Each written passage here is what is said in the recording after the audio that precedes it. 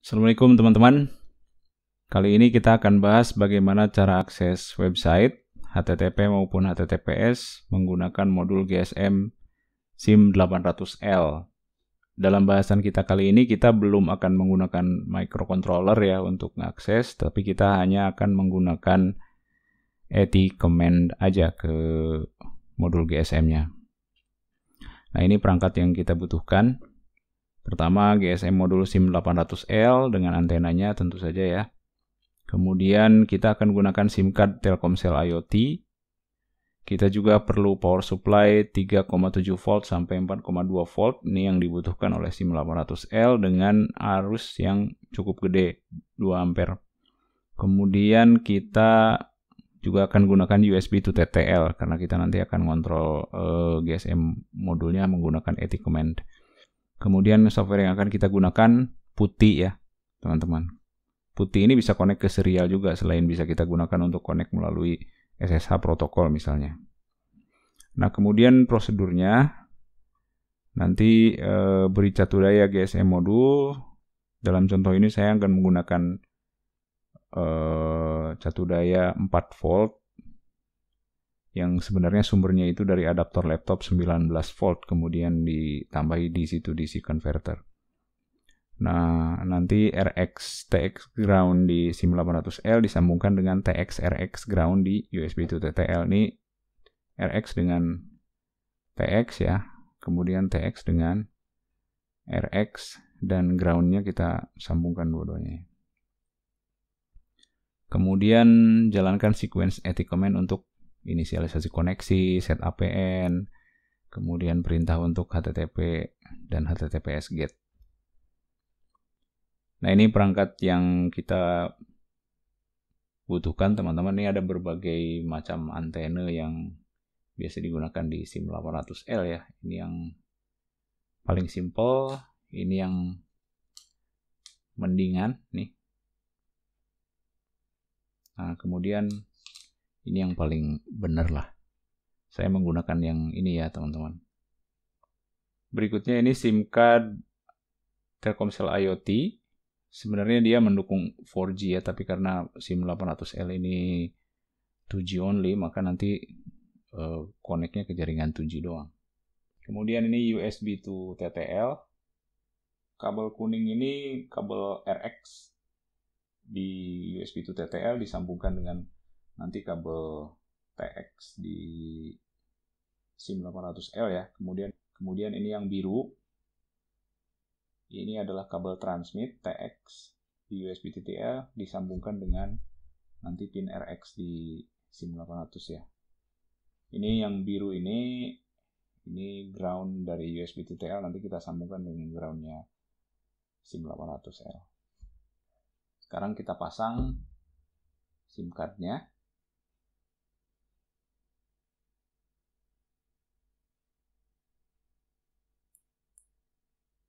Nih perhatikan teman-teman, pin yang ada di SIM800L itu dari paling kiri itu ground, kemudian TX, kemudian RX. Dan yang paling ujung kanan itu VCC. Ini kita sambungkan ke breadboard ya.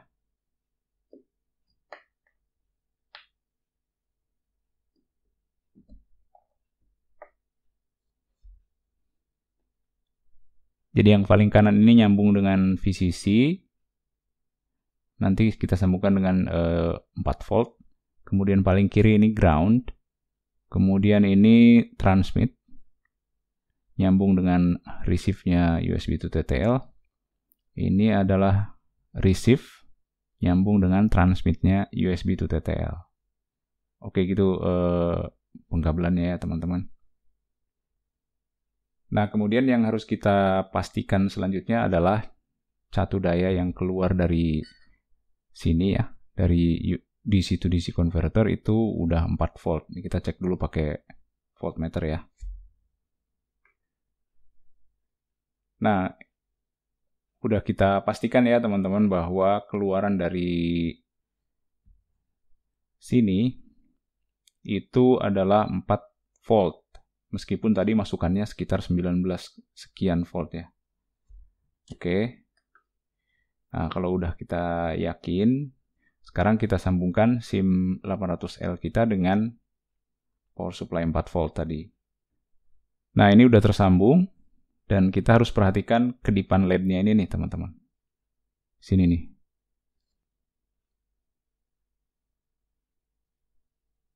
Nah, kedipan LED yang sekitar 3 detik sekali seperti ini, itu yang kita harapkan, karena itu menandakan bahwa si SIM 800L ini sudah terkoneksi ke jaringan Telkomsel. Karena kita tadi pakai kartu IoT Telkomsel ya. Nah, kemarin salah satu kendala yang saya temui adalah si lampu LED-nya itu blink cepat setiap 1 detik. Nah, itu bisa jadi kekurangan power atau dia tidak bisa terkoneksi dengan jaringan GSM. Bedanya kayaknya gini deh. Kalau dia ngedip 1 detik terus-menerus, nggak berhenti gitu, nggak ada jedanya, nah itu kemungkinan dia memang nggak bisa connect ke jaringan, entah antenanya copot atau gimana gitu. Tapi kalau dia ngedipnya misalnya sekian detik, kemudian ada jeda, kayaknya sekitar 7 detikan, kemudian ada jeda sebentar, kemudian ngedip lagi cepat seperti itu, nah itu kemungkinannya kurang power. Ini udah oke ya, udah ngedip 3 detik sekali, artinya dia udah connect ke jaringan GSM. Nah, selanjutnya sekarang kita akan sambungkan dia ke USB to TTL. Kemudian akan kita jalankan putih. Ini kita perkecil dulu ya videonya. Ini teman-teman, dari device manager kita bisa lihat kalau USB to TTL kita itu ada di COM7 ya. Jadi kita bisa pilih serial, sini di putih, kemudian COM7. Baud rate-nya biarin 9600. Oke. Coba ketikkan AT di sini ya. Kalau dia jawab oke, berarti ini komunikasi dengan SIM 800L dari USB to TTL udah oke. Kalau misalnya kita nggak bisa ngetik, kemudian dia nggak jawab, kemungkinan RxTX-nya kebalik, teman-teman. Jadi RX USB to TTL harus nyambung dengan TX SIM 800L, demikian juga sebaliknya. Nah, kemudian kita akan jalankan urutan perintah nih yang harus kita lakukan supaya kita bisa menggunakan modul GSM ini untuk mengakses website.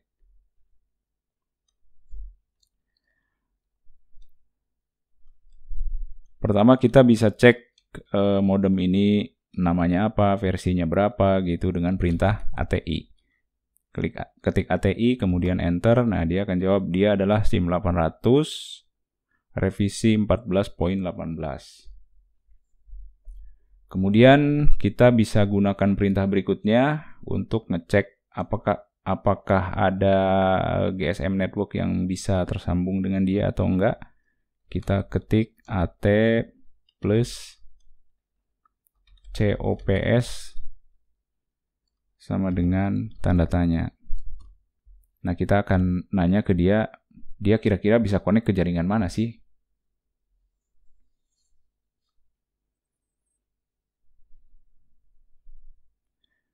Nah, kita bisa lihat di sini bahwa jaringan GSM yang ada itu adalah Telkomsel dan Excelcom.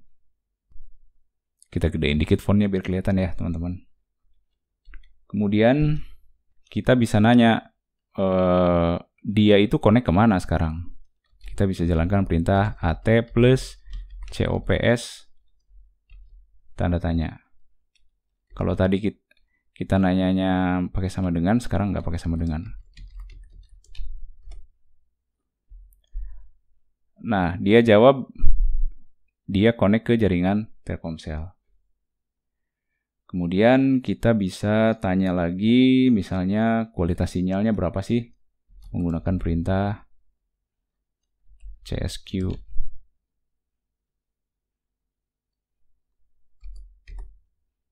AT plus CSQ sama dengan tanda tanya. Atau CSQ saja. Nah, itu 19. Kita akan dapat kualitasnya lebih baik dengan menggunakan antena seperti ini ya, dibanding antena yang tadi seperti ini nih teman-teman. Seperti ini nih. Kemudian berikutnya, kita bisa mulai inisiasi koneksi menggunakan GPRS. Caranya adalah kita jalankan perintah AT plus SAPBR sama dengan 3,1,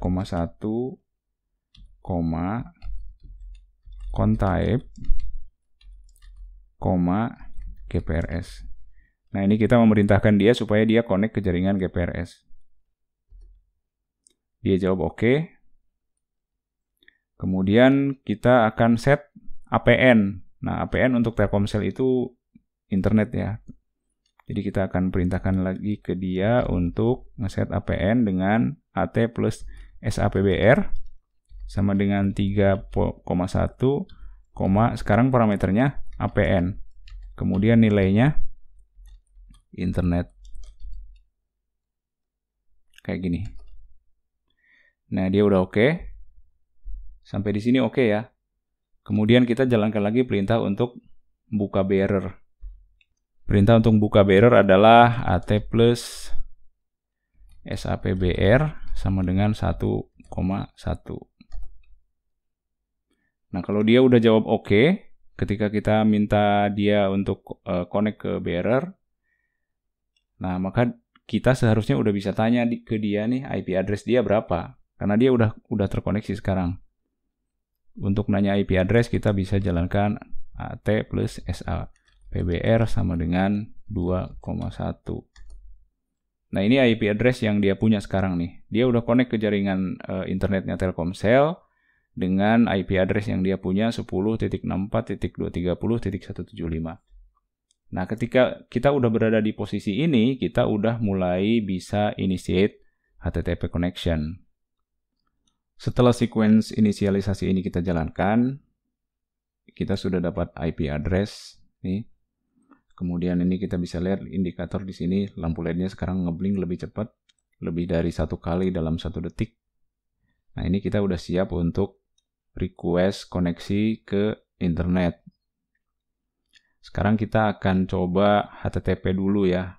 Jadi HTTP tanpa SSL.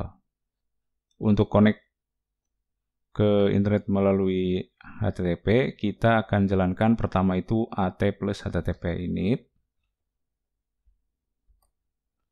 Ini oke, kemudian kita akan set SSL 0 karena kita sekarang belum akan menggunakan HTTPS ya. Kemudian kita set CID-nya 1. Nah, kemudian berikutnya kita set URL. URL resource yang mau kita ambil mana? Dari API World Time API aja ya. Asia Jakarta. Nah, kemudian setelah kita set URL, kita jalankan lagi HTTP action sama dengan 0.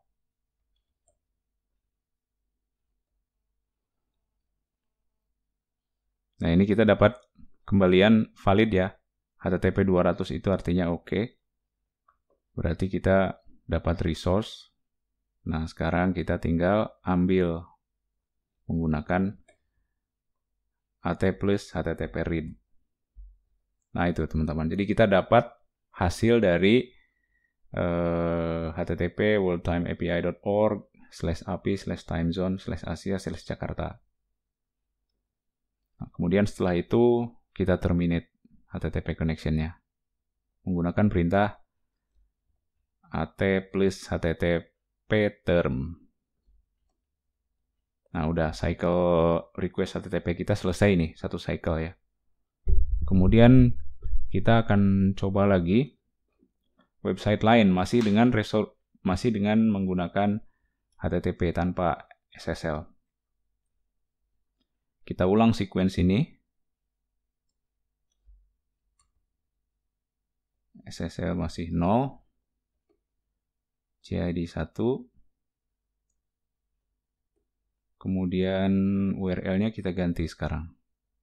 URL-nya kita ganti menjadi simplifiedtutorials.com/id. Ini mengeluarkan random 10 karakter ID. Kemudian setelah itu kita jalankan HTTP action.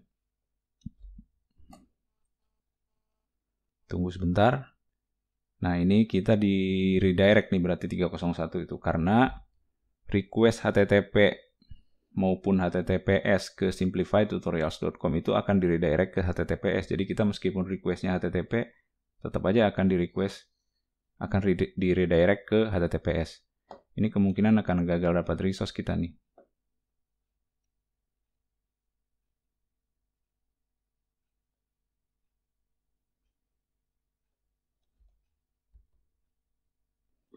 Ini kita dapatnya ini nih, padahal yang kita inginkan itu ID ya. Oke, jadi kita nggak bisa request HTTP ke sini karena memang HTTP itu nggak disupport lagi oleh simplifiedtutorials.com, udah otomatis di redirect ke HTTPS. Nah, sementara tadi kita ngomong HTTPS-nya itu off nih dengan perintah ini ya. Jadi kita nggak dapat resource sesuai dengan yang kita inginkan. Ini kita terminate.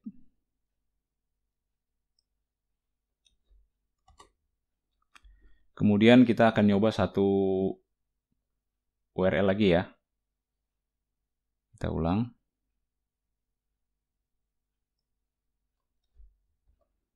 Ini SSL 0 CID 1. Kemudian kita set URL.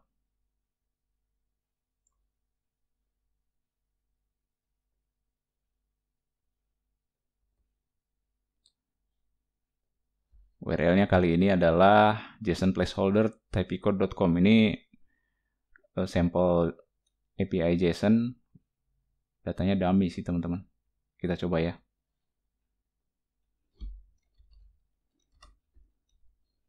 Kemudian jalankan HTTP action. Kemudian nah ini kita dapat 601 karena URL-nya tadi salah nih, harusnya HTTP aja. Kita ulang dengan HTTP aja ya. Ini sequence ini kita selesaikan dulu deh.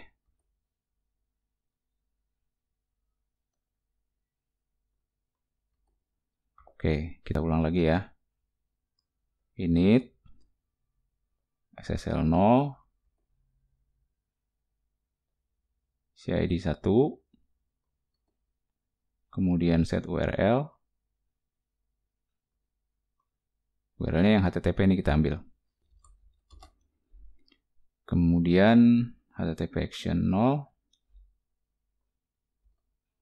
Kemudian nah ini dapat 200 nih. Oke ya. Kita baca kontennya. Nah ini nih. Ini adalah result dari request ini nih. Kemudian kita terminate lagi. Nah oke teman-teman. Dari ketiga sampel ini bisa kita simpulkan request HTTP oke. Tadi kenapa ke simplifiedtutorials.com nggak oke? Karena dia nggak nerima HTTP. Jadi HTTP request itu otomatis di redirect jadi HTTPS juga. Nah oke itu. Kemudian kita sekarang akan coba request HTTPS. Ini kita ulang lagi sequence-nya. Init. Nah, sekarang HTTP SSL kita set 1. Kemudian isi ID tetap.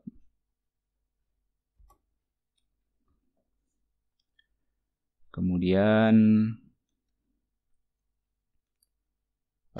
kita coba ke World Time API tadi ya, teman-teman. World Time API ini HTTPS sekarang ya, karena tadi kan udah kita minta ke SIM800L supaya dia pakai HTTPS. Oke, sampai di sini masih oke nih. Kemudian kita jalankan action 0. Nah, ini nggak dapat juga nih, 606. Dia nggak bisa menghubungi worldtimeapi.org melalui protokol HTTPS. Udah kita selesaikan aja cycle-nya dulu ya. Read, nggak dapat apa-apa pasti. Kemudian terminate. Nah, ini kenapa nggak bisa? Ini karena versi TLS yang tidak sesuai. Kita lihat dari dokumentasi SIM 800L, SIM 800 ya, bahwa dia itu support TLS versi 1.0. Kemudian kita cek worldtimeapi.org, itu kita cek menggunakan cdn77.com/tls-test. Dia itu tidak support lagi TLS 1.0 karena dia disable nih. Ini worldtimeapi.org. TLS 1.0-nya disable, yang dia support itu TLS 1.2 dan 1.3. Nah, karena SIM 800-nya pengen TLS 1.0, sementara worldtimeapi.org nggak nyupport, dia pengennya TLS 1.2 dan 1.3, ya nggak bisa ngobrol gitu jadinya. Jadi request tadi, HTTPS tadi ditolak. Berikutnya kita akan tes menggunakan situs lain yang juga HTTPS ya, teman-teman. Kita ulang tadi sequence-nya ya. Init. Kemudian CID. Nah, kemudian kita request AT plus HTTP SSL sama dengan 1. Baru kita ke sini.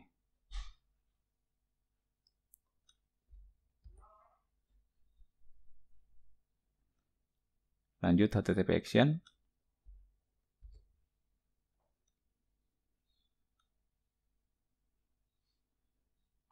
Nah, kita udah dapat hasil yang benar nih. HTTP 200 tuh oke. Ini oke dengan request HTTPS setelah kita minta dia set HTTPS on nih, HTTP SSL sama dengan 1. Kemudian sekarang kita read.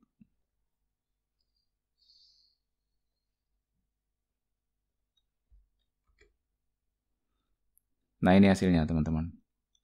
Jadi kita dapat ID 5F413D2CA0. Kemudian selesai, terminate.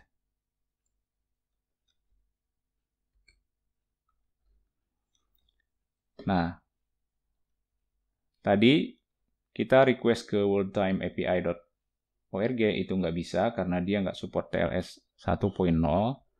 Kita lihat di sini simplifytutorials.com memang dia enable TLS 1.0-nya ya di sini nih. Nah, sekarang kita akan cek satu lagi, jasonplaceholder.typicode.com. Dia TLS-nya 1.0 juga nih. Mestinya kan kalau kita hanya mendasarkan pada TLS 1.0, dia bisa juga nih kita request ke sini. Kita coba ya.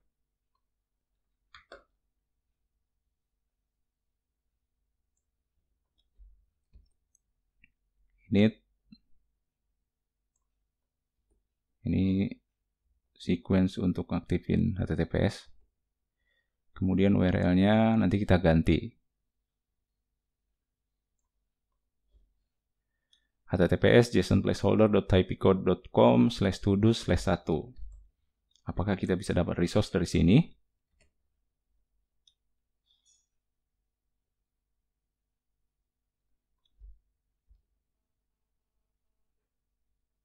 Kita dapatnya 606, teman-teman. Jadi kita gagal dapat resource dari situ. Kita terusin dulu ya. Read. Dan term. Oke.